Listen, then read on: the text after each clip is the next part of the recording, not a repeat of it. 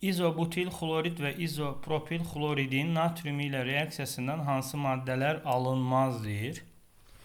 Bunu yazsaq, izobutil xlorid, izobutil radikalını yazıram. CH2 deməli CH3, CH2 xlorid, bir də izopropil, CH3, CH, CH3 xlor.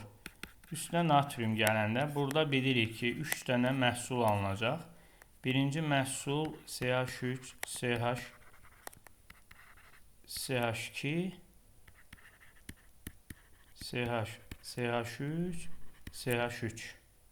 İkinci məhsul bu ikisinin birləşməsidir. CH3, CH, CH3, CH2, CH, CH3, CH3. Üçüncü də üçüncünün ikiləşməsidir.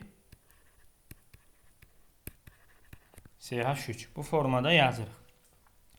Birinciyə baxanda uzun zəncir seçəcəm. Və buradan nömrələyəcəm. Bu da olacaq 2, 5 dimetil heksan. Yəni 2, 5 dimetil heksan alınacaq. Bu cavabların onsuz da yoxdur. İkincidə 1, 2, 3 hər iki tərəfdən eynidir. Buradan yenə seçsəm 1, 2, 3, 4, 5 olacaq. 2, 4 dimetil pentan bu alınacaq. Gəldik bura. Burada da uzun zəncir seçəndə 1, 2, 3, 4. 2, 3 dimetil butan.